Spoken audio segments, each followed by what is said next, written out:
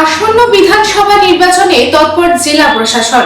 আসানসোলের জেলা শাসক কার্যালয়ে করা হলো সর্বদলীয় বৈঠক, যেখানে ভুয়ো ভোটার প্রসঙ্গে চিহ্নিতকরণের কথা বলা হয়েছে।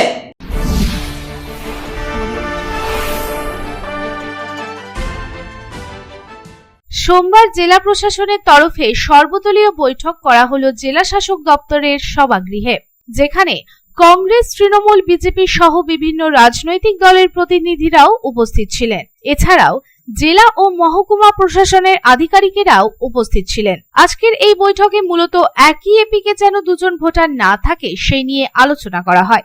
রাজনৈতিক দলের তরফে জেলা শাসকের কাছে আবেদন জানানো হয় যাতে কোনো ভোটারের নাম অনলাইনে নথিভুক্ত করার আগে তাকে যাচাই করে নেওয়া হয় এবং ভোটার লিস্টে থাকা ব্যক্তি জীবিত না মৃত সেই বিষয়েও খতিয়ে দেখতে বলা হয়। এছাড়াও ডেথ সার্টিফিকেটে এপিক কার্ড নথিভুক্ত করার কথাও বলা হয়েছে, যাতে কোনো ব্যক্তির মৃত্যুর পর তাকে ডেথ সার্টিফিকেটের মাধ্যমে চিহ্নিত করা যায় এবং ভোটার লিস্ট থেকে যেন তার নাম সরানো যায়। অতীতে ভোটার লিস্টে বিভিন্ন ভুয়ো ভোটার, মৃত ভোটার, ভিনদেশি ভোটারের নাম পাওয়া গিয়েছিল এবং তাদের চিহ্নিতও করা যায়নি। এই সকল ভুয়ো ভোটারদের রুখতে এই তৎপরতা নেওয়া হয়েছে।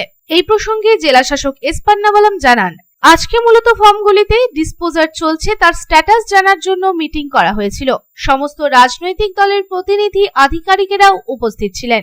কিভাবে এই প্রসেসটা করা হবে সেই সম্পর্কেও বুঝিয়ে দেওয়া হয়েছে। কোনো অভিযোগ থাকলে তাও জানানো হয়েছে। এখনো পর্যন্ত তেমন কোনো অভিযোগ পাওয়া যায়নি। কোয়ালিটি দেখে ডিসপোজের কথা বলা হয়েছে। আমাদের আজকে মূলত আমাদের যে কন্টিনিউয়াস আপডেশনে যেটা ফর্মগুলো ডিসপোজাল চলছে, যেগুলো আমরা রিসিভ করলাম, এটা নিয়ে এটা স্ট্যাটাস জানানোর জন্য আজকে একটা অল পার্টি মিটিং হয়েছে। সমস্ত পার্টি থেকে প্রতিনিধিরা উপস্থিত ছিলেন, আমাদের আধিকারিকরাও উপস্থিত ছিলেন। ওখানে আমরা মূলত যেটা আমরা ফাইনাল পাবলিকেশন 6 জানুয়ারি যেটা করলাম, 6 জানুয়ারির পরে কি ফর্ম এসছে, কতগুলো ডিসপোজাল হয়েছে, অ্যাকসেপ্ট হয়েছে, রিজেক্ট হয়েছে, এসি ওয়াইজ ওই তথ্যটা আমরা দিয়েছি। তারপরে ওনাদেরকেও অনুরোধ করা হলো, এই প্রসেসটাও বুঝিয়ে দেওয়া হলো কীভাবে আমরা করছি। আর ওদের থেকেও চাওয়া হলো ওনাদের কোনো অভিযোগ অথবা কোনো জায়গায় ওরা যদি ভাবে এখানে ইমপ্রুভমেন্ট দরকার আছে অথবা এখানে ঠিক হয়নি, এরকম কোনো অভিযোগ থাকলে জানানো হয়েছে। আর এই মিটিংটা এসডিওরাও, ইআরও ওনাদের লেভেলেও করবে, ওটাও বলা হয়েছে। আমরা ফ্রিকোয়েন্টলি, এটা রুটিন মিটিং, এটা ফ্রিকোয়েন্টলি ওনাদের সঙ্গে বসবো আমরা। আসানসোল থেকে সন্তোষ মণ্ডলের রিপোর্ট, পাবলিক টাইমস।